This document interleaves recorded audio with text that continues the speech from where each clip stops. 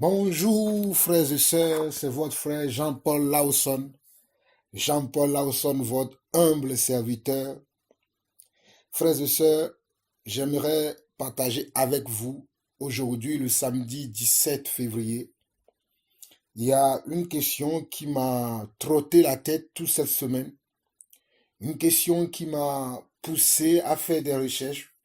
Une question qui m'a poussé à méditer la parole de Dieu, même encore ce matin. J'ai plongé mes regards dans toute la parole de Dieu parce que nous voyons aujourd'hui que beaucoup de choses se passent dans le monde, surtout dans le monde religieux, surtout dans le monde de l'Église. Il y a beaucoup de choses qui se passent. Ce sont des choses que je connais ou que je connaissais déjà. Ce sont des choses qui m'ont toujours aidé. Ce sont des choses qui ont contribué à ma connaissance, à mon édification personnelle, qui ont contribué aussi à ma personnalité et qui continuent encore aujourd'hui de m'enseigner, de me recadrer et de me mettre dans les voies du Seigneur. J'aimerais partager cela avec vous. D'aucuns d'entre vous seront concernés aussi, seront édifiés, que le Seigneur lui-même fait son travail. Vous savez que nous parlons poussés par l'Esprit. Il y a beaucoup de gens qui des fois me demandent, frère, pourquoi tu ne fais pas de vidéos? Frère, pourquoi tu n'enseignes pas? Frère, pourquoi tu ne fais pas ceci? Sachez en toute chose que c'est le Seigneur qui nous pousse à vous parler. Si le Seigneur ne nous pousse pas, nous ne parlerons pas. Et comme je vous disais tout à l'heure, toute cette semaine, je me suis penché sur cette question. Je profite de cette occasion pour saluer mon frère Barwani Enzo depuis le Canada, qui nous a exhorté cette semaine, qui nous a exhorté le premier jour de cette semaine, le dimanche dernier, il nous a exhorté avec son enseignement sur le vrai discernement. Si vous ne l'avez pas suivi, je vous encourage, frères et sœurs, vous qui nous suivez sur YouTube, à aller suivre cette exhortation de 30 minutes de notre frère Barwani Enzo. Que le Seigneur vous bénisse. Maintenant, je reviens sur le sujet qui me touche beaucoup, qui m'a beaucoup interpellé cette semaine et qui m'a encore encouragé à aller faire mes recherches. C'est qu'est-ce que la vérité? Aujourd'hui, tout le monde va dire j'ai la vérité. Aujourd'hui, tout le monde parle de la vérité. Mais j'aimerais vous demander, qu'est-ce que la vérité? C'est quoi la vérité? C'est ça qui m'a trotté la tête cette semaine. Même cette nuit, je ne dormais pas parce que je pensais encore à cela. Qu'est-ce que la vérité? Et c'est comme ça que le Saint-Esprit m'interpelle des fois. Et cela a tellement attiré mon attention que j'ai lu beaucoup de passages. Frères et sœurs, j'ai lu tellement beaucoup de passages. Je ne crois pas que j'aurai le temps de partager avec vous durant ces quelques minutes tous ces passages, mais je ferai de mon mieux. Que le Saint-Esprit m'aide à ce que je puisse faire de mon mieux pour partager cela avec vous aussi. Alors, qu'est-ce que la vérité? Nous verrons Jésus lui-même dit, je suis le chemin, la vérité et la vie. Nous entendons des gens dire que la vérité, c'est la parole de Dieu. Nous entendrons d'autres dire que les paroles s'envolent, mais les écrits restent. Dans le monde, on dit souvent ça, que les paroles s'envolent, mais les écrits restent. Mais c'est quoi la parole? C'est quoi la vérité? Nous allons commencer notre petite exhortation en commençant par Jean chapitre 18. Jean chapitre 18, il y a même un homme à cette époque, autrefois, qui s'est demandé qu'est-ce que la vérité? Jean chapitre 18, nous allons lire du verset 37 au verset 38. Jean chapitre 18, nous allons lire du verset 37 au verset 38. Pilate lui dit, tu es donc roi? Jésus répondit, tu le dis, je suis roi. Je suis né et je suis venu dans le monde pour rendre témoignage à la vérité. Regardez la réponse que Jésus donne à Pilate. Pilate était un grand roi. Pilate, au fait, la vie de Jésus-Christ dépendait de la décision que Pilate va prendre.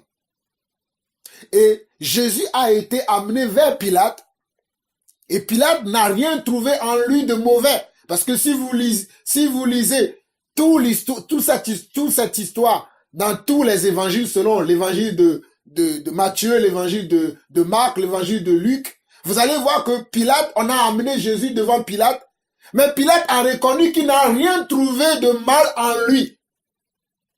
Pilate a reconnu qu'en Jésus-Christ, il n'a rien trouvé de mal en lui.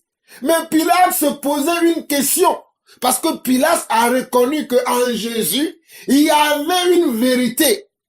Il y avait quelque chose que lui-même ne comprenait pas. Il y avait une forme de vérité. C'est pour cela que Pilate, au verset 38, va dire, Pilate lui dit, qu'est-ce que la vérité? Parce que Jésus, en lui répondant au verset 37, lorsque Pilate lui posait certaines questions, tu es donc roi? Jésus répondit, tu le dis. Jésus n'a pas affirmé, il a dit, c'est toi qui le dis. Il dit, tu le dis. Je suis roi.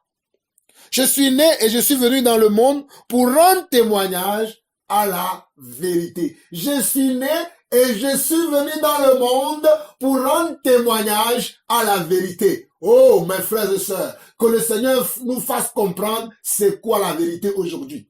Je suis né et je suis venu dans le monde pour rendre témoignage à la vérité. Frères et sœurs, moi aussi, Jean-Paul Lawson, aujourd'hui, par le Saint-Esprit, je suis en train de rendre témoignage à la vérité. Je suis en train de rendre témoignage à la vérité. J'espère que cette vérité va vous interpeller.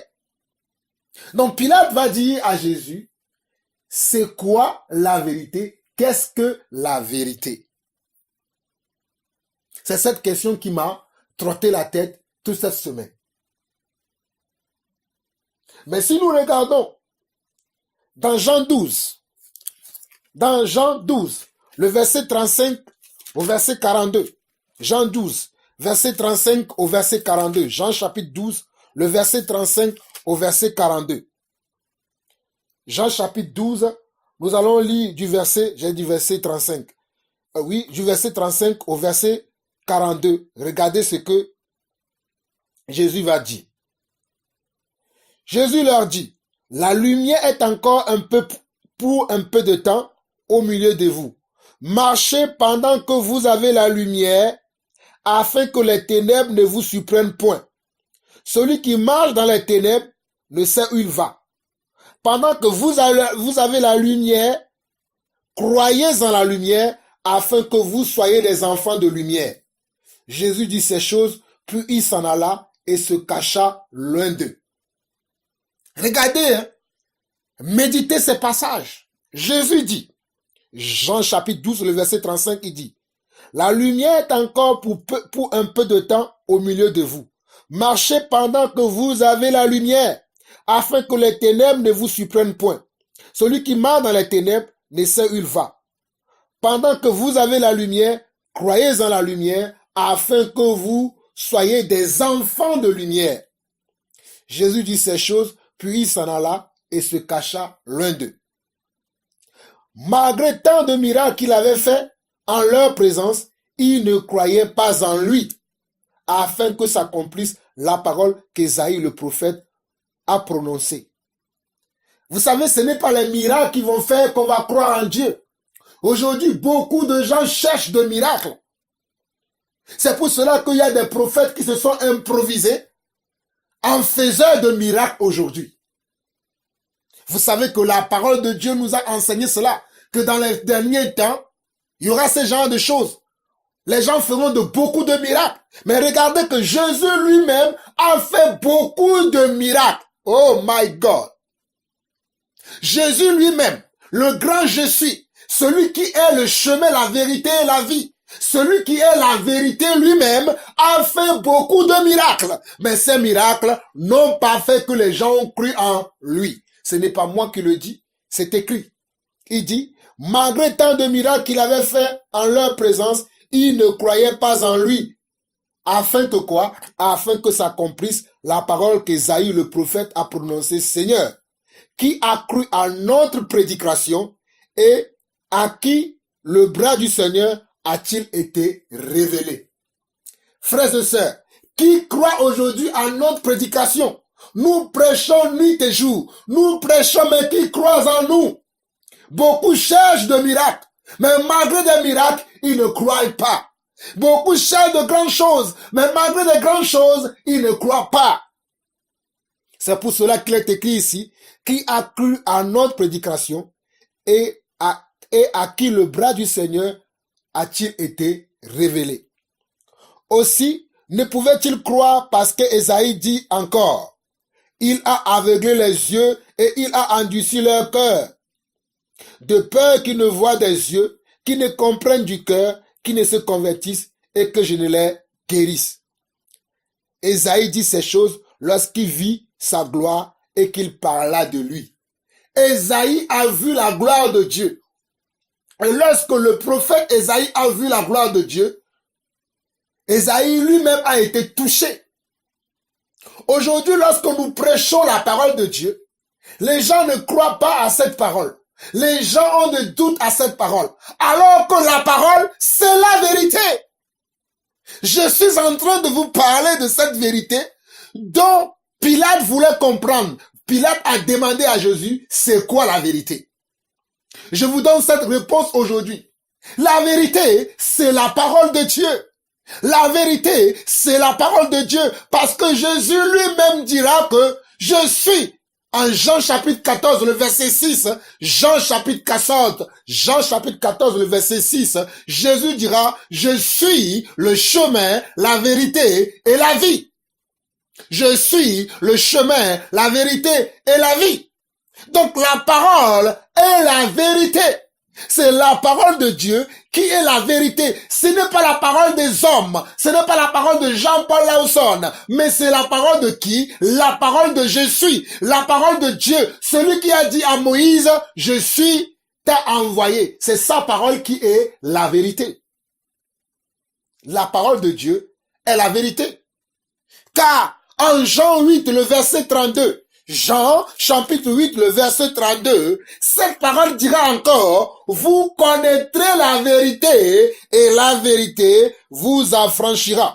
Jean 8, le verset 32, vous connaîtrez la vérité et la vérité vous affranchira. Mais c'est quoi cette vérité? C'est quoi cette vérité? Vous connaîtrez la vérité et la vérité vous affranchira. J'entends beaucoup de soi-disant chrétiens, de soi-disant enfants de Dieu, de soi-disant disciples aujourd'hui, employer ces termes. Vous connaîtrez la vérité et la vérité vous affranchira. Je suis le chemin, la vérité et la vie. Mais qu'est-ce que c'est que cette vérité?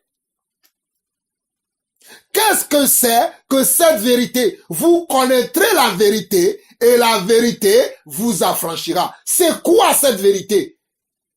Qu'est-ce que c'est? Que comporte-t-elle? Quel est son rôle? Quelle est son identité? Quelle est sa puissance? Quelle est sa force? Oh my God! Je répète encore pour vous, mes frères et sœurs. Qu'est-ce que c'est que cette vérité? Quelle est sa force? Quelle est sa puissance? Quelle est sa compréhension? Oh, quel est son pouvoir? Le pouvoir de la vérité. Quel est le pouvoir de la vérité? J'aimerais vous dire aujourd'hui que si vous ne connaissez pas le pouvoir de la vérité, sachez que le pouvoir de la vérité, c'est la parole de Dieu. La parole de Dieu. La parole a une capacité que nous ne pouvons pas savoir. C'est pour cela que beaucoup courent derrière des hommes de Dieu aujourd'hui parce qu'ils n'ont pas la vérité. Mais celui qui a la vérité ne court pas derrière les hommes de Dieu. Celui qui a la vérité court derrière la vérité. Oh, vous connaîtrez la vérité et cette vérité vous affranchira. Celui qui connaît la vérité ne court pas derrière les hommes de Dieu, mais il court derrière la vérité. Moi, je cours derrière la vérité. J'espère qu'à partir de cet enseignement, à partir de cette exhortation, toi aussi tu courras derrière la vérité. Toi aussi tu couriras derrière cette vérité. Toi aussi tu chercheras cette vérité. Tu chercheras à rentrer en contact, avec cette vérité. Parce que cette vérité m'a affranchi, cette vérité me nourrit, cette vérité m'enseigne, cette vérité me rend plus fort que je l'étais autrefois. Jean 10, le verset 1. Jean 10, le verset 1 dit quoi? En vérité, je vous le dis, celui qui n'entre pas par la porte dans la bergerie, mais qui monte pas ailleurs, est un voleur et un brigand. Je vous ai toujours dit qu'à chaque fois que vous entendez dans la parole de Dieu ce mot, en vérité, prêtez beaucoup attention à ces mots et aux propos qui vont suivre. Que le monde dise que les paroles s'envolent, mais que les écrits restent. Mais moi je vous dis aujourd'hui, les paroles ne s'envolent pas. Parce que les paroles ont un pouvoir créatrice. Les paroles ont un pouvoir comment? Créatrice. Les paroles peuvent changer la destinée de quelqu'un. Les paroles peuvent changer la vie de quelqu'un. Les paroles peuvent changer la situation de quelqu'un. Et au verset 7 de Jean 10, Jésus va encore dire, Jésus leur dit encore, en vérité, je vous le dis, je suis la porte des brebis. Dans Jean 10, le verset 7, Jésus va encore dire, je suis comment? La porte des brebis. Mais qui est ce je suis là? Qui est ce je suis? Qui est ce Jésus? Parce que Jésus, il dit que je suis la porte des brebis. Qu'est-ce qu'il est? Qui est-il? Qui est-il? Jésus c'est quoi? Jésus qui dit, je suis la porte des brebis. Qu'est-ce qu'il est? Regardez, Jean 12. Jean 12, nous allons lire du verset 45 au verset 50. Jean 12 du verset 45 au verset 50.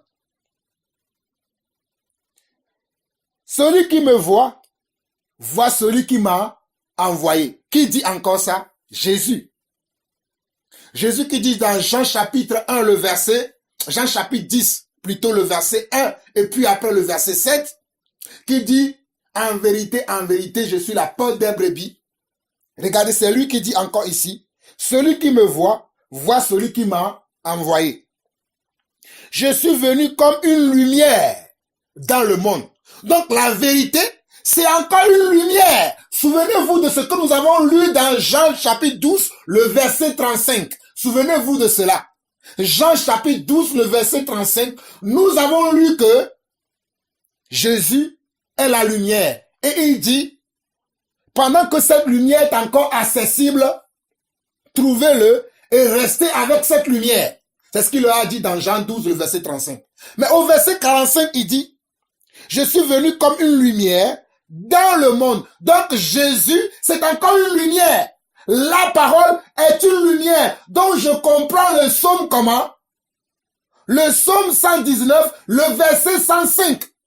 Le psaume 119, le verset 105. Ta parole est une comment? Est une lampe comment? À mes pieds. Le psaume 119, le verset 105.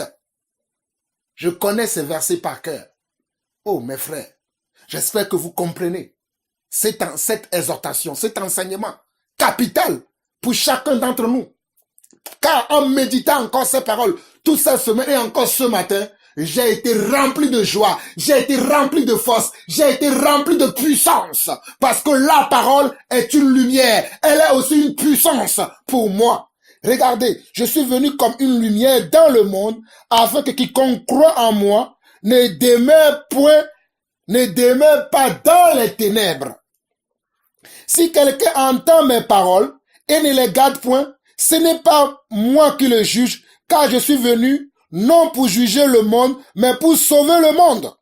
Celui qui me rejette et qui ne reçoit pas mes paroles à son juge, la parole que j'ai annoncée, c'est elle qui le jugera au dernier jour. Donc la vérité, c'est la parole. Et celui qui rejette la parole, rejette la vérité. Regardez, celui qui rejette la parole, comme beaucoup en écoutant cette exhortation, le rejetteront. Mais sachez que ceux qui rejettent la parole, rejettent c'est quoi la vérité? Rejettent au fait la vérité. Regardez bien le verset 48. Celui qui me rejette et qui ne reçoit pas mes paroles à son juge la parole que j'ai annoncée. C'est elle qui le jugera au dernier jour.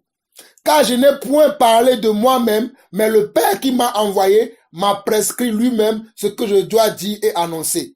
Et je sais que son commandement est la vie éternelle. C'est pourquoi les choses que je dis, je les dis comme le Père me les a dites. La parole de Jésus est comment? Est la vérité. La parole de Jésus est comment? Est la vérité. Donc la parole de Dieu, c'est ça qui est la vérité. C'est pour cela que Jésus va dire que celui qui rejette la parole, rejette la vérité.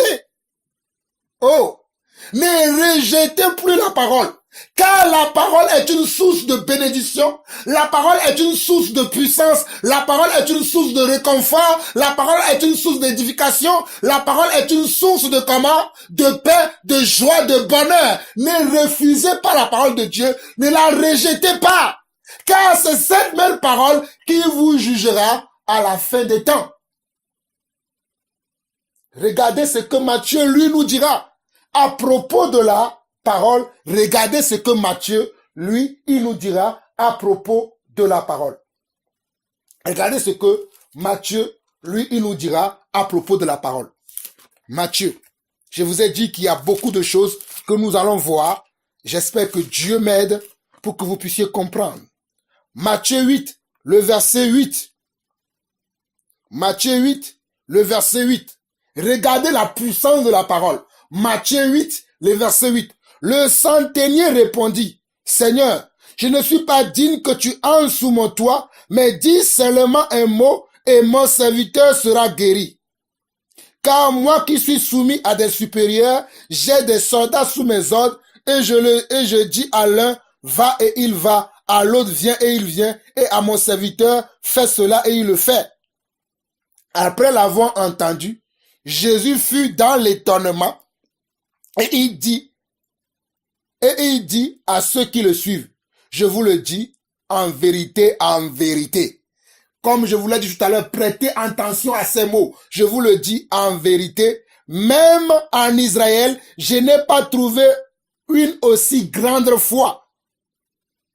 Même en Israël, je n'ai pas trouvé une aussi grande foi. Or, je vous déclare que plusieurs viendront de l'Orient et de l'Occident et seront à table avec Abraham, Isaac et Jacob dans le royaume des cieux.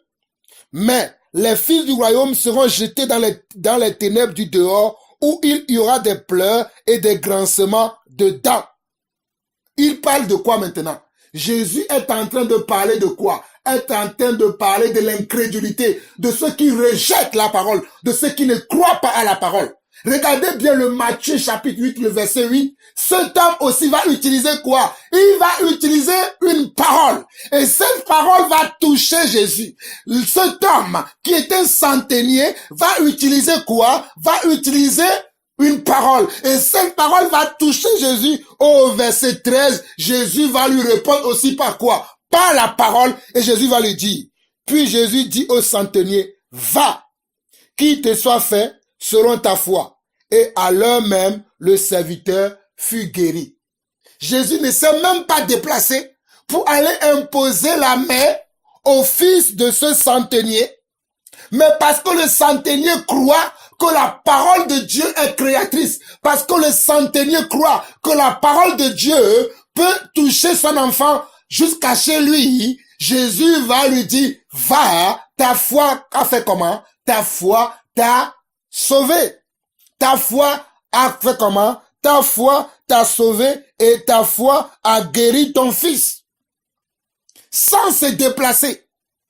Mes frères, vous qui voulez courir derrière les hommes de Dieu, courez derrière la vérité, courez derrière la puissance. La puissance, c'est la vérité. La puissance, c'est la parole. Regardez, cet homme ne s'est pas déplacé. Il a simplement comment? Fait confiance à la parole de Dieu. Et la parole a été fait comment? Et la parole l'a délivré. La parole l'a guéri. Regardez encore Matthieu 7, le verset 26. Matthieu 7, le verset 26. Matthieu 7, le verset 26 dit quoi? Mais quiconque entend ces paroles que je dis et ne les met pas en pratique sera semblable à un homme insensé qui a bâti sa maison sur le sable. Quiconque entend quoi? Entend les paroles de Jésus, les paroles que Jésus prononce dans tout le chapitre de Matthieu, chapitre 7. Jésus était en train d'enseigner quant à ce qui concerne le salut, quant à ce qui concerne les prophéties, les vrais prophètes. Jésus était en train de comment? De les enseigner, de les encadrer, de les conduire dans la vérité. Parce qu'aujourd'hui, je suis en train de vous parler de la vérité. Et la vérité, c'est la parole de Jésus. La vérité, c'est Jésus. La vérité, c'est la parole de Jésus. Et la vérité, c'est Jésus. Oh, j'espère que vous comprenez cela. La parole, c'est la vérité. Mais la vérité, c'est Jésus. Et Jésus, dans Matthieu 7, parlait de cette vérité à la foule, parlait de cette vérité aux disciples. Il était en train de leur donner les détails, tous les détails qui concernent cette parole. Mes frères, nous n'avons pas le temps pour méditer tout le chapitre de Matthieu 7. Mais quand vous écoutez cet enseignement, prenez le temps de méditer Matthieu chapitre 7, vous allez comprendre pourquoi je parle comme ça. Et vers le verset 26 de ce Matthieu chapitre 7, Jésus va dire, mais quiconque entend ces paroles que je dis et ne les met pas en pratique sera semblable à un homme insensé, comme beaucoup qui sont insensés de nos jours, qui a bâti sa maison sur le sable. La pluie est tombée, les torrents sont venus, les vents ont soufflé et ont battu cette maison. Elle est tombée et sa ruine a été grande. Regardez encore Matthieu chapitre 5, le verset comment? 37. Matthieu chapitre 5, à partir de verset 37, il dit quoi? Que votre parole soit oui ou non, ce qu'on y ajoute vient comment? Vient du malin. Que votre parole soit oui ou non, ce qu'on y ajoute vient du malin. Il y a des gens qui transforment les paroles. Vous allez leur dire une parole, eux-mêmes ils vont rajouter des choses sur ce que vous leur avez dit. Non, parce que la parole a un pouvoir. La parole a un pouvoir de création. La parole a un pouvoir de miracle. La parole peut changer la vie de quelqu'un. Quelqu'un qui a mal. Tu prends la parole. Tu lui dis, mon frère, oh, je t'encourage. Oh, ça va aller. Oh, mon frère, ne sois pas découragé. Mon frère, lève-toi. Combat encore. Tu es en train de faire quoi? Tu es en train de lui donner une puissance. Parce que dans cette parole, il y a un pouvoir créatrice. Il y a un pouvoir comment? Il y a un pouvoir de réconfort. Il y a un pouvoir d'exhortation qui donne de la force à celui qui t'écoute. C'est pour ça que la Bible dira, dans Matthieu chapitre 5, le verset 37, Matthieu chapitre 5, le verset 37, que ta parole soit oui ou non. Dans Matthieu chapitre 12, le verset 36, on nous dira, Matthieu chapitre 12, le verset 36, on nous dira que les hommes seront justifiés, par leur parole. Matthieu 12, le verset comment? Le verset 36. Je vous le dis, au jour du jugement, les hommes rendront compte de toute parole vaine qu'ils auront proférée. Regardez bien. Les hommes, au jour du jugement, rendront compte de toute parole vaine qu'ils auront proférée. Vous qui vivez dans le mensonge, vous qui vivez dans l'hypocrisie, vous qui vivez dans l'hypocrisie, vous avez quelque chose d'autre dans le cœur et vous dites quelque chose autre. Cette parole vous concerne.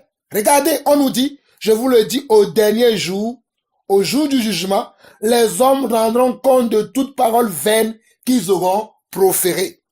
Car, regardez bien le verset 37, car par tes paroles, tu seras justifié et par tes paroles, tu seras condamné.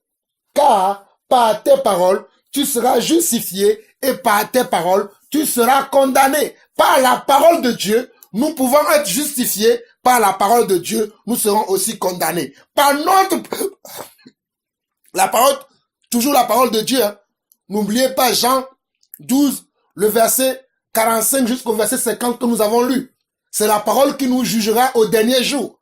Mais par ta propre parole aussi, toi qui m'entends, par tes propres paroles aussi, tu peux être justifié et tu peux être condamné par tes propres paroles, les paroles qui sortent de ta bouche, les paroles que tu prononces, tes propos, ta parole. Vous savez, le mot parole peut avoir plusieurs significations.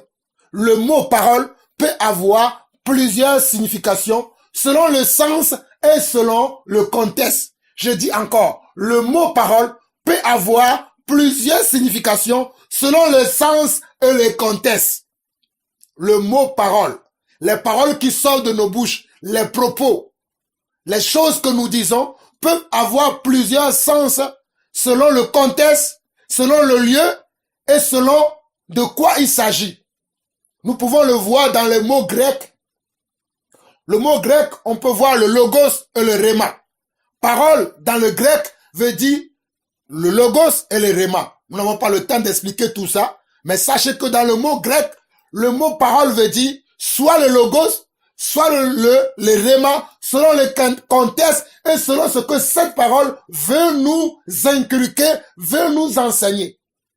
Dans l'hébreu, nous verrons soit la parole c'est le mila ou le mia, c'est-à-dire M-I-2-L-A, H, ou le émer, E-M-E-E-R, E-M-E-R, ou le homer, O-M-E-R.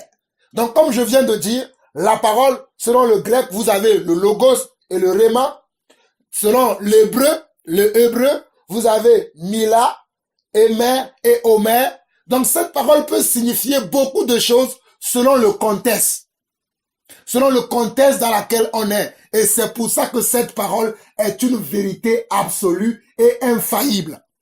La parole de Dieu est une vérité absolue et infaillible. Elle ne pourra jamais sortir sans avoir accompli ce pourquoi elle est sortie. C'est pour ça que la parole de Dieu est une puissance. C'est pour ça que dans 1 Corinthiens chapitre 1, l'apôtre Paul nous dira que la parole de Dieu est une puissance pour nous qui croyons. Elle est une puissance pour nous. Regardez bien Matthieu chapitre 13, le verset 19. Matthieu chapitre 13, le verset 19. Matthieu chapitre 13, le verset 19. Lorsqu'un homme écoute la parole du royaume et ne la comprend pas, le malin vient et enlève ce qui a été semé dans son cœur. Cet homme est celui qui a reçu la semence le long du chemin. Vous savez que dans Matthieu chapitre 13, le Seigneur Jésus-Christ était en train de parler d'une parabole, la parabole du semeur. C'est dans cette parabole que se trouve ce passage du verset 19 où je vous dis que lorsqu'un homme écoute la parole du royaume, lorsqu'un homme écoute la parole du royaume et ne la comprend pas, le malin, c'est qui le malin? Satan vient et enlève ce qui a été semé dans son cœur.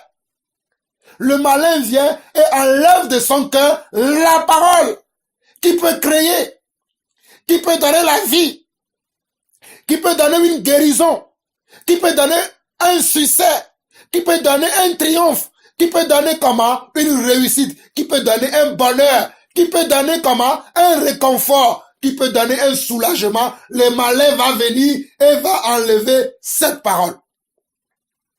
Matthieu 13, verset 19. Lorsqu'un homme écoute la parole du royaume et ne la comprend pas, le malin vient et enlève ce qui a été semé dans son cœur. Cet homme est celui qui a reçu la parole le long du chemin. Matthieu chapitre 19 maintenant. Matthieu chapitre 19. Lisons à partir du verset 11 jusqu'au verset 22. Il leur répondit, tous ne comprennent pas cette parole, mais seulement ceux à qui cela est donné. Regardez, il leur répondit, tous ne comprennent pas cette parole. Aujourd'hui, beaucoup ne comprennent pas la parole qui est la vérité. Souvenez-vous que lorsque Dieu parle, sa parole est une vérité infaillible. Sa parole est une vérité infaillible qui ne faillira pas. Donc, il y a des gens qui ne la comprennent pas. Regardez Matthieu 19, verset 11. Tous ne comprennent pas cette parole, mais seulement ceux à qui cela a été donné. Vous voyez? Donc nous devons chercher à comprendre la parole de Dieu. Nous devons chercher à la comprendre. Parce que la parole de Dieu est une puissance. Elle est créatrice. Elle est révélateur. Elle est révélatrice. Elle peut révéler l'état de cœur des hommes. Elle peut révéler l'esprit qui anime les hommes. Elle est le centre de beaucoup de choses, la parole. Matthieu 22, 15. Matthieu 22, 15. Alors les pharisiens allèrent se consulter sur les moyens de surprendre Jésus par ses propres paroles. Regardez, même les hommes qui sont malins, les hommes malins, pour chercher à piéger quelqu'un, ils vont essayer de le piéger par ses propres paroles. Surtout les hommes politiques utilisent ce moyen-là pour dénigrer comment? Leur prochain.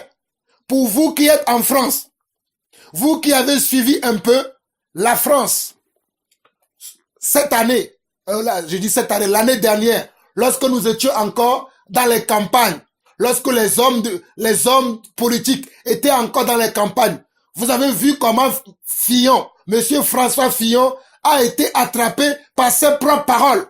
Parce qu'il a dit que s'il serait mis en examen, il ne se présentera pas. C'est lui-même qui a dit ça. Et lorsque ce monsieur a été mis en examen, il ne voulait pas se retirer. Et cela a fait quoi? Cela lui a valu quoi? Lui a valu sa chute. La parole a beaucoup de puissance, mes frères. La parole a une puissance, mes frères. Et ça, c'est la parole des hommes. À plus forte raison, la parole de Dieu. Si la parole des hommes peut avoir comment? Une puissance, à plus forte raison, nous devons prêter attention à la parole de Dieu. Je vous ai pris les hommes du monde, en prenant l'exemple de cet homme, qui est François Fillon, qui est un homme politique, qui avait dit, selon ses propres propos, que s'il venait à être mis en examen, il ne se présentera plus. Mais cet homme a été mis en examen et il ne voulait pas se retirer. Vous savez comment beaucoup de choses l'ont empêché après à ne pas gagner les élections. À cause de quoi? À cause de la parole. Et ça, c'est un homme politique. C'est un homme qui est hypocrite, qui est menteur, qui ne connaît pas Dieu. Mais nous qui connaissons Dieu, parce que Dieu c'est la parole. Nous allons voir ça à la fin, parce que nous arrivons à la fin de cette petite exhortation. À plus forte raison, comment devons-nous pas prêter attention à la parole de Dieu? Regardez ici dans Matthieu 22, nous lisons à partir du verset 15. Alors les pharisiens allaient se consulter sur les moyens de surprendre Jésus par ses propres paroles.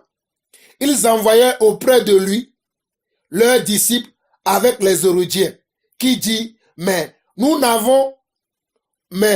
maître, nous savons que tu es vrai et que tu enseignes la voie de Dieu selon la vérité, sans t'inquiéter de personne, car tu ne regardes pas à l'apparence des hommes. Dis-nous donc ce qui te semble, dis-nous donc ce qui t'ensemble. Est-il permis ou non de payer le tribut à César? Regardez, ils viennent comment? Pour piéger notre Seigneur. Regardez ce que Jésus répondit. Jésus, connaissant leur méchanceté, répondit, pourquoi me tentez-vous, hypocrite? Pourquoi me tentez-vous, hypocrite? Montrez-moi la monnaie avec laquelle on paye le tribut. Et ils lui présentèrent un denier. Il leur demanda de qui porte-t-il l'effigie et l'inscription? De César, lui répondit-il. Alors il leur dit, rendez donc à César ce qui est à César et à Dieu ce qui est à Dieu. Étonnés de ce qu'ils entendaient, ils le quittèrent et s'en allèrent. Regardez, ils le quittèrent et s'en allèrent. Parce que Jésus était comment? Était la vérité. Parce que Jésus était la parole. Parce que Jésus lui-même, c'est la vérité. Parce qu'il a dit, Jean 14, verset 6, je suis le chemin, la vérité et la vie.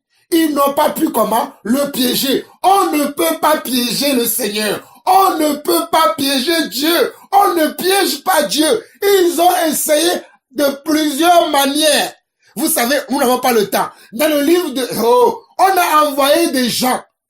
On a envoyé des gens pour aller espionner comment? Pour aller espionner Jésus. Et pour trouver de quoi l'accuser. Ces hommes sont venus. Ils ont écouté Jésus toute la journée. Ils sont retournés vers leur comment? Ceux qui les ont envoyés, ils ont dit, jamais nous avons trouvé un homme parler comme lui. Mais frère, nous n'avons pas le temps de méditer toutes ces choses. Mais prenez le temps, vous allez comprendre que Jésus, c'est la vérité. Tout ce qui sort de sa bouche, c'est la vérité. Aujourd'hui, je suis en train de vous enseigner à faire confiance à la parole. Parce que la parole de Dieu, c'est la vérité. Ne doutez pas de la parole de Dieu. Ne doutez jamais de la parole de Dieu. Parce que la parole de Dieu, c'est la vérité. La parole de Dieu, c'est un pouvoir. La parole de Dieu, c'est une puissance. La parole de Dieu est une capacité. La parole de Dieu, oh, Yaroboshe. La parole de Dieu, c'est un pouvoir. La parole de Dieu. Luc chapitre 5. Luc chapitre 5. Vous voyez la parole? Frères et sœurs, vous voyez, lorsque la parole sort, elle est créatrice, c'est une puissance. Je crois que vous avez entendu du bruit tout à l'heure. C'est la parole. La parole a une puissance. Luc chapitre 5. Luc chapitre 5. Quand nous lisons du verset 1 au verset 10, on nous dit, comme Jésus se trouvait auprès du lac de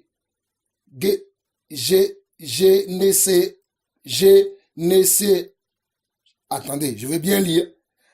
Comme Jésus se trouvait auprès du lac de Génésaret et que la foule se pressait autour de lui pour entendre la parole de Dieu, il vit au bord du lac 2 bacs d'où les pêcheurs étaient descendus pour laver leurs filets. Il monta dans une de ces barques qui était à Simon et il le pria de s'éloigner un peu de terre, puis il s'assit et de la barque, il enseignait la foule. Lorsqu'il eut cessé de parler, il dit à Simon, avance en pleine eau et jetez vos filets pour pêcher. Jetez vos filets pour pêcher. Simon lui répondit, Maître, nous avons travaillé toute la nuit sans rien prendre, mais sur ta parole, je jetterai le filet. Regardez encore Luc chapitre 5, le verset 5, où Simon va dire quoi? Simon qui est Pierre, l'apôtre Pierre, il va dire, Maître, nous avons travaillé toute la nuit sans rien prendre, mais sur ta parole, je jetterai le filet. L'ayant jeté, il prit une grande quantité de poissons et leur filet se rompait. Il fit signe à leurs compagnons qui étaient dans l'autre barque de venir les aider. Il vint et il remplit les 2 barques au point qu'elles enfonçaient. Quand il vit cela, Simon-Pierre tomba aux genoux de Jésus et dit, Seigneur, retire-toi de moi parce que je suis un homme pécheur. Seigneur, retire-toi de moi parce que je suis un homme pécheur. Car l'épouvante l'avait saisi, lui et tous ceux qui étaient avec lui à cause de la pêche qu'ils avaient faite. Ils étaient de même de Jacques, il en était de même de Jacques et de Jean, fils de Zébédée, les associés de Simon. Alors Jésus dit à Simon, ne crains point, désormais tu seras pêcheur d'hommes. Désormais tu seras pêcheur d'hommes. Pierre qui avait péché toute la nuit, qui n'a rien péché, mais sur la parole de Jésus-Christ, il va aller jeter le filet et il va faire quoi? Il va pêcher plusieurs poissons. Et il va prendre peur à cause de la puissance créatrice de la parole de Dieu. Il va venir se jeter aux pieds de Jésus. Reconnaître que Jésus est comment? Est une puissance. Reconnaître que Jésus est comment? Est Dieu. Reconnaître que Jésus est comment? Est sans péché. Et il va demander pardon pour ses péchés.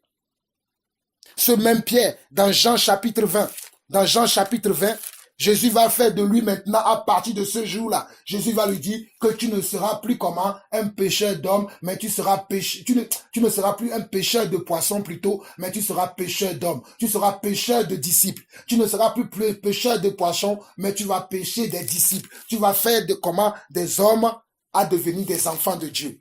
Mais à la mort du Seigneur, Pierre va faire quoi? Pierre va retourner à la pêche. Et Jésus va encore venir Jésus va encore venir le chercher encore là-bas. Regardez dans Jean chapitre 21. Lisons Jean chapitre 21.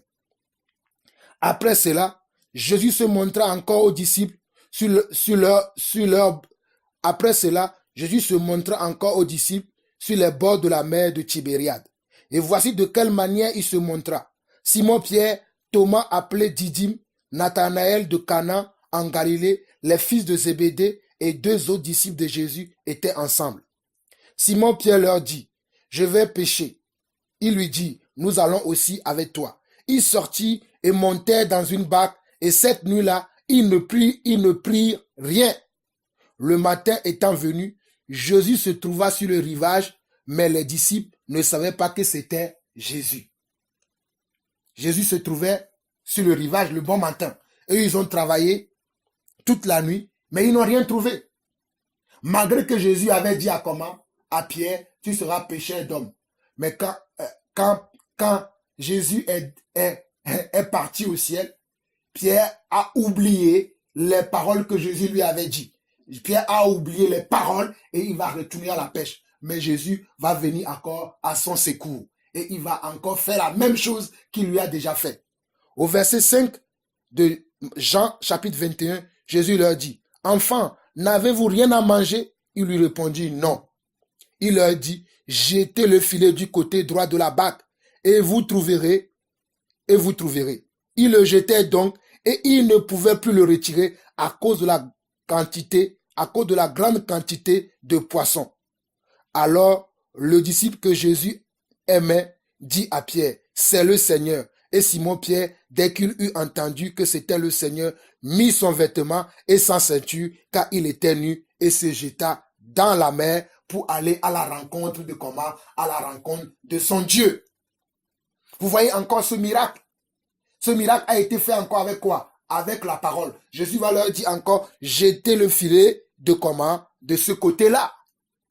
Donc la parole de Dieu est comment? Est une puissance. Elle a une puissance pour créer. Elle a une puissance comment? Pour sauver. Elle a une puissance pour guérir. Elle a une puissance comment? Pour encourager. Elle a une puissance comment? Pour fortifier. Elle a une puissance comment? Pour changer la destinée de quelqu'un. Vous voyez tout à l'heure, je parlais tellement de cette parole avec force, avec cri, que même mon voisin a commencé à faire du bruit. Parce que la parole de Dieu a un pouvoir créatrice. Ceux qui ne l'aiment pas vont se sentir mal à l'aise. Ceux qui l'aiment vont avoir de quoi marcher. Et pour finir, regardez dans cette parole, c'est quoi? La vérité, c'est quoi? Nous sommes en train d'arriver presque à la fin. Cette parole, c'est quoi? Qu'est-ce qu'elle est? Là, nous allons aller dans Jean chapitre 1. Jean chapitre 1. Jean est semblable à Genèse. Nous n'avons pas le temps Mais si vous avez l'occasion, méditez vous-même ces passages. Regardez maintenant Jean chapitre 1. Jean chapitre 1, on nous dit comment? Jean chapitre 1, on nous dit, au commencement était la parole, et la parole était avec Dieu, et la parole était Dieu. Au commencement était quoi? Était la parole. Au commencement était quoi? Était la vérité. Si je change ce mot parole par quoi? Par la vérité, ça veut dire au commencement était la vérité. Je peux le changer aussi par quoi? Par la lumière. Parce que nous avons vu que la vérité, c'est la lumière. Nous avons aussi vu que la vérité, c'est la parole. Donc, je peux changer le mot parole par vérité. Je peux le changer par lumière. Au commencement était la parole ou bien était la lumière. Et la parole ou la lumière était avec Dieu. Et la lumière ou et la parole était Dieu. Donc, la parole est Dieu. Elle est au commencement avec Dieu. Toutes choses ont été faites par elle et rien de ce qui a été fait n'a été fait sans elle. Tout ce qui a été fait avec la parole et rien n'a été fait sans elle. Rien n'a été fait sans elle. En elle était la vie et la vie était la lumière des hommes. La lumière, lui, dans les ténèbres et les ténèbres ne l'ont point reçue. Nous arrivons au verset 10 pour avancer. Au verset 10 de Jean 1. Elle était dans le monde. Elle quoi? La parole. La parole, c'est qui était dans le monde? C'est aussi Jésus. C'est Jésus qui est venu comment? Qui est venu dans le monde. Jésus, c'est la parole. Si vous ne savez pas, Jésus, c'est la parole. C'est elle qui est venue dans le monde. Elle était dans le monde et le monde a été fait par elle. Et le monde ne l'a point connue.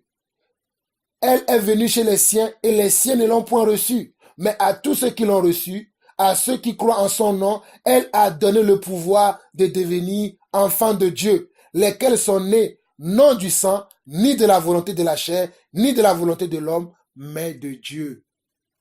Tous ceux qui ont cru à cette parole ne sont plus nés de la chair, ne sont plus le résultat de la chair, mais sont comment? Sont des enfants de Dieu. Elles sont des enfants de Dieu. Je suis un enfant de Dieu aujourd'hui. Parce que j'ai reçu comment? La vérité. La vérité habite en moi aujourd'hui. Je suis habité par la vérité. Je parle de la vérité. Je rends témoignage à la vérité. Donc je suis enfant de Dieu aujourd'hui. Toi qui m'écoutes aussi, tu es enfant de Dieu. Si tu rends témoignage à cette vérité transformera ta destinée. Cette vérité transformera ta vie. Cette vérité transformera ta descendance. Cette vérité transformera la vie de tes enfants. Parce que la parole est la vérité. Elle transformera ta vie. Elle transformera la vie de tes enfants si tu crois en cette vérité. Si tu appliques cette vérité à ta personnalité. Si tu appliques cette vérité à ta vie. Si tu appliques cette vérité à la vie de tes enfants, à la vie de ton épouse, à la vie de ton époux, à la vie de ton conjoint, elle transformera ton conjoint. Verset 14. Et la parole a été fait chair et elle a habité parmi nous pleine de grâce et de vérité. Et la parole a été fait chair et elle a habité parmi nous pleine de grâce et de vérité. Et la parole a été fait chair, elle a habité parmi nous pleine de grâce et de vérité. Et la parole a été fait chair, elle a habité parmi nous pleine de grâce et de vérité. Qu'est-ce qui a encore habité parmi nous? Jésus. Jésus a habité parmi nous. Jésus c'est qui? C'est la parole. Jésus c'est qui? C'est la vérité. Vous avez la réponse à ma question que je vous posais depuis le commencement. C'est quoi la vérité? La vérité c'est Jésus. C'est quoi la vérité? La vérité c'est les propos, c'est les paroles qui sortent de la bouche de Jésus. Les paroles qui sortent de la bouche de Jésus, c'est ça qui est la vérité. C'est à ça que nous devons prêter attention. C'est ça que nous devons observer. C'est ça que nous devons garder parce que c'est une vérité absolue, infaillible. La parole de Jésus-Christ est une vérité absolue, infaillible. Nous devons la garder, nous devons la méditer, nous devons la pratiquer, nous devons la gérer. Toute notre vie, nous devons gérer cette parole parce que cette parole est une vérité infaillible. Cette parole est une vérité créative créatrice. Cette parole est une vérité qui changera notre vie, qui changera notre quotidien. C'est pour cela que nous devons méditer quotidiennement aussi la parole de Dieu. Nous devons la méditer parce qu'elle est comment? Elle est créatrice. Elle sanctifie. Regardez, Jean 17. Jean 17. Jean 17. Jean 17. Vous qui vous voulez la sanctification. Jean 17, verset 17. Jean 17, verset 17. Sanctifie-les par quoi? Par ta vérité. Ta parole est la vérité. Oh, mes frères et sœurs, regardez, la parole de Dieu, c'est aussi comment? C'est elle aussi qui nous sanctifie parce qu'elle est la vérité. Regardez, la parole de Dieu, c'est elle aussi qui nous rend comment? Qui nous rend purs. Vous voulez être pur, vous voulez être sans tache, méditez la parole de Dieu.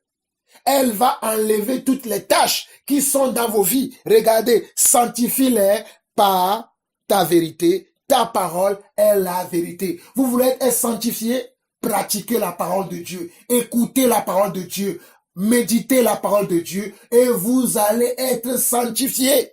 La sanctification, c'est quoi? C'est la pratique de la parole de Dieu. La sanctification, c'est quoi? C'est l'écoute de la parole de Dieu. La sanctification, c'est quoi? C'est le fait d'être touché par la parole de Dieu. On devient saint.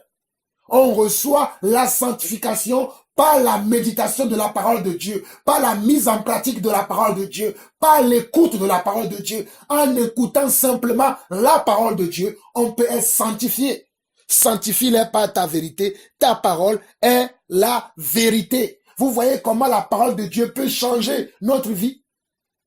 Vous voyez comment la parole de Dieu peut changer notre destinée? Vous voyez comment la parole de Dieu peut changer tout notre être? La sanctification. La parole aussi peut nous sanctifier. Jean 17, verset 17. Sanctifie-les par ta vérité. Ta parole est la vérité. Frères et sœurs, c'est ce que je voulais vous faire comprendre aujourd'hui. Ne doutez pas de la parole de Dieu. Au lieu de chercher des prophètes et chercher des prophéties, au lieu de chercher comment des prophètes et des prophéties, chercher des miracles, cherchez uniquement comment? La parole de Dieu. Souvenez-vous toujours de la parole de Dieu. Parce que la parole de Dieu est une puissance. La parole de Dieu est une, comment? Est une puissance. La parole de Dieu peut changer votre vie. La parole de Dieu peut changer votre destin. La parole de Dieu peut changer votre foyer. La parole de Dieu peut changer comment? La maladie dans laquelle vous vous trouvez, la parole peut aussi la changer. Parce que nous l'avons vu aussi dans tous les passages que nous avons partagés. La parole peut changer aussi votre santé. La parole peut changer votre état de santé. La parole peut changer votre comportement. La parole peut vous éduquer. Proverbe nous dit cela. Proverbe nous dit cela. Proverbe nous dit cela. Proverbe. Si vous lisez Proverbe 22, ou Proverbe chapitre 1, chapitre 2, chapitre 3, mon fils, écoute, mon fils, écoute. Quand Proverbe dit, mon fils, écoute, écoute quoi? Écoute ma parole. Proverbe, le livre de Proverbe, nous parle de cela. Proverbe 26, 22, nous parle de la parole. Quand nous lisons le livre de Psaume, vous lisez les livres de Psaume, les livres de Psaume parlent de la parole de Dieu. Tout le livre de Psaume comporte la parole de Dieu. Regardez, souvenez-vous de comment la parole de Dieu peut être créatrice. Si vous vous souvenez de l'histoire de Jacob, je ne sais pas si vous connaissez l'histoire de Jacob. Jacob et Ésaü. Ésaü a perdu comment? Son droit d'aînesse. À cause de quoi? À cause d'une parole donnée. Ésaü avait faim. Et il avait vu que son frère était en train de préparer un plat de lentilles. Il avait demandé à son frère, donne-moi comment? Donne-moi un peu de ton plat.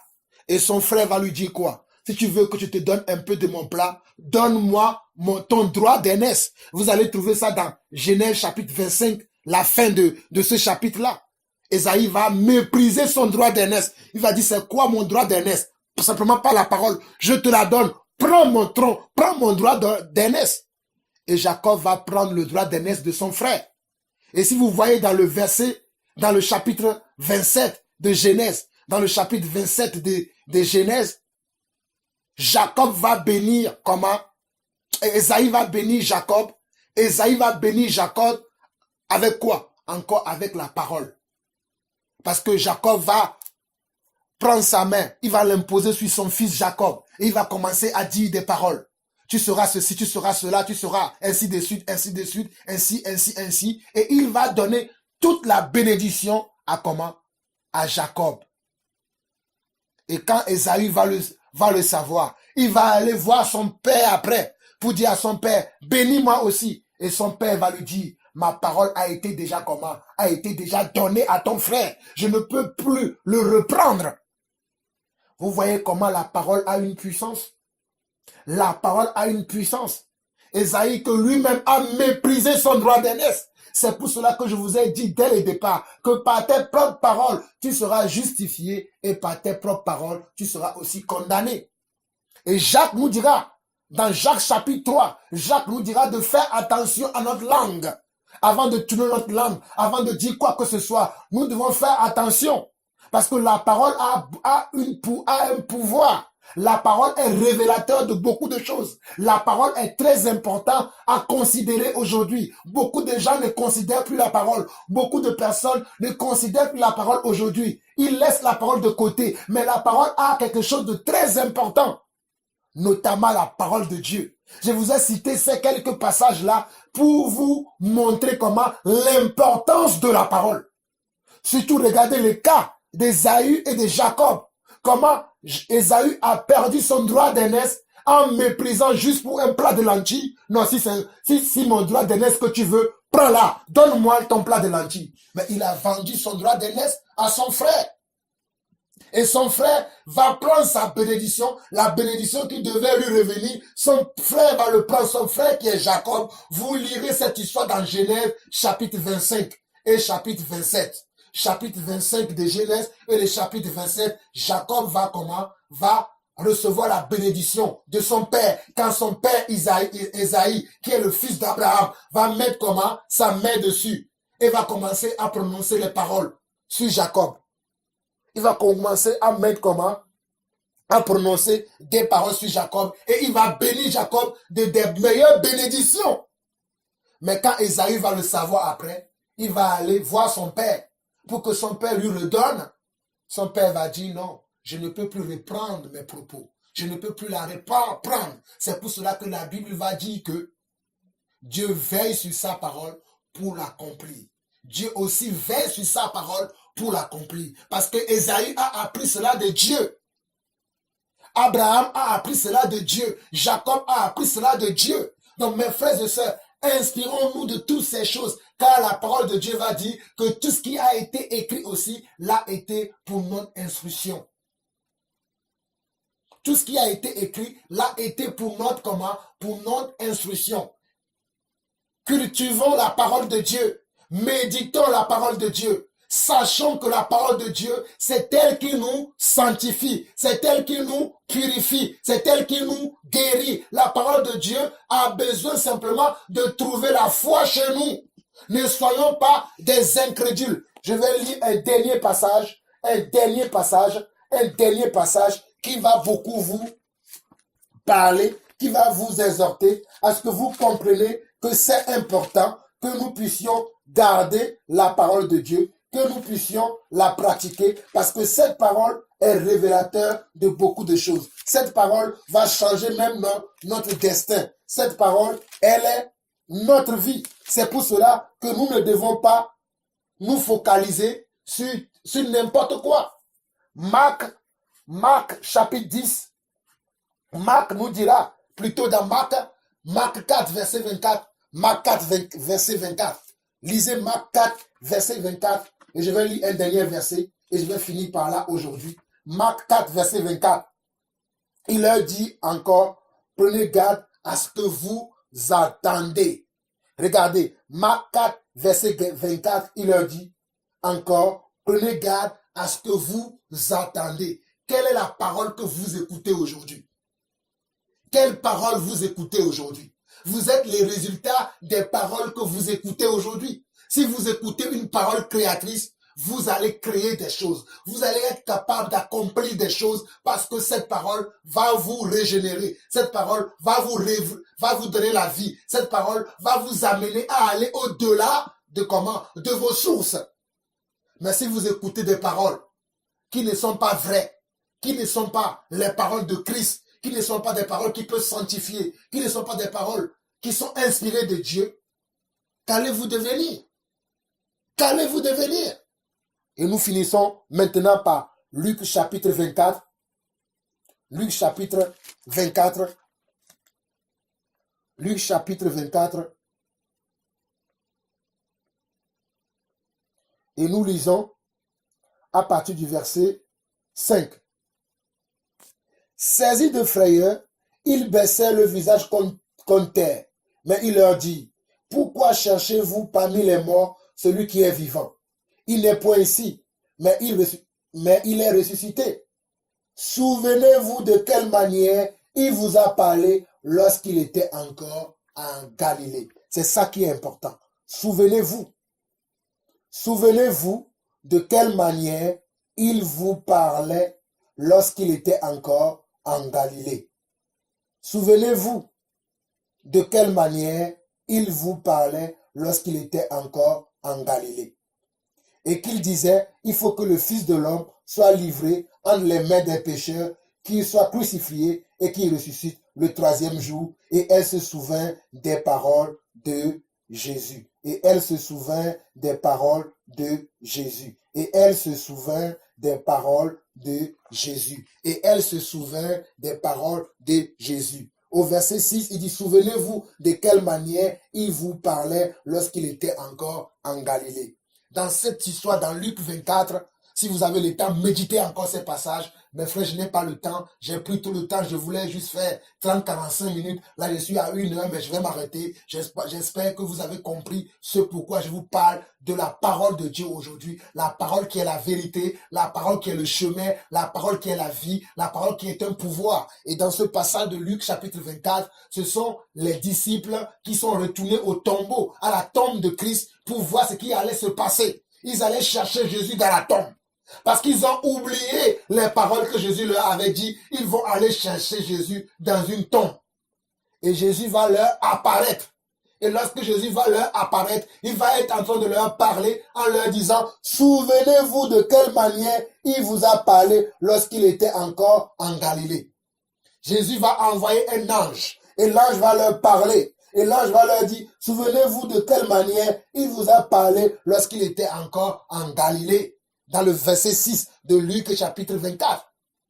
Et au verset 8, ces disciples-là, parmi lesquels il y avait des femmes, beaucoup étaient des femmes, et ils vont faire quoi? Ils vont se souvenir des paroles que Jésus leur avait dites, que ces choses-là devaient arriver. Que ces choses-là devaient arriver. Frères et sœurs, une chose que vous devez savoir aussi, pour la parole, il y a un temps pour tout. Il y a un temps pour tout aussi pour la parole. Ne soyez pas pressés. Il y a un temps pour tout. Dans la parole de Dieu, sachez qu'il y a un temps pour tout. N'oubliez pas cela. Il y a un temps pour tout. Tout ne peut pas se faire en un jour. La preuve, Dieu, dans Genèse chapitre 1, au commencement, Dieu a créé le ciel, après qu'il a créé la terre, après il a créé les animaux. Et vous savez, il a fait tout en 6 jours. Pourquoi il ne l'a pas fait en un jour? Sachez aussi qu'il y a un temps pour tout.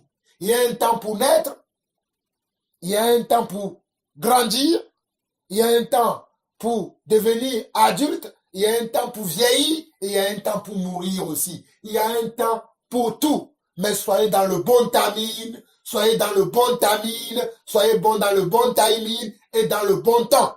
Soyez au bon endroit, avec les bonnes personnes, au bon moment, en restant attaché à la parole. N'oubliez pas ça, n'oubliez pas cela. Soyez dans le bon temps, dans le bon timing, et n'oubliez pas que la parole de Dieu, c'est elle qui vous sanctifie, c'est elle qui procure le miracle dans votre vie.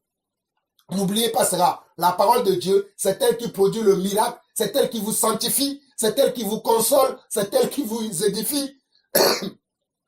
C'est elle qui vous donne la force. C'est elle qui vous donne tout. La parole de Dieu. C'est elle qui vous pardonne même aussi vos péchés. La parole de Dieu. Car la parole, c'est encore Jésus-Christ.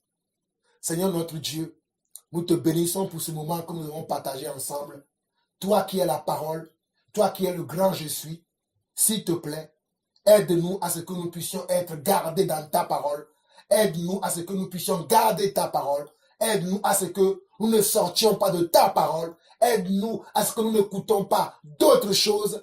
Aide-nous selon Marc chapitre 4, le verset 24, où tu nous dis que nous devons faire attention à ce que nous écoutons, à ce que nous écoutons. Seigneur, garde-nous véritablement dans ta parole. Garde-nous, Seigneur Dieu, et aide-nous, Seigneur Dieu, à sortir de toute chose qui n'est pas de toi.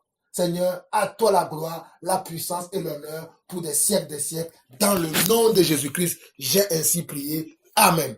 Frères et sœurs, vous avez écouté la voix de votre frère Jean-Paul Lanson, le témoin fidèle, celui qui témoigne de ce qu'il a reçu de Dieu. Que la paix de Jésus soit avec chacun d'entre vous. À très très bientôt. Bye bye.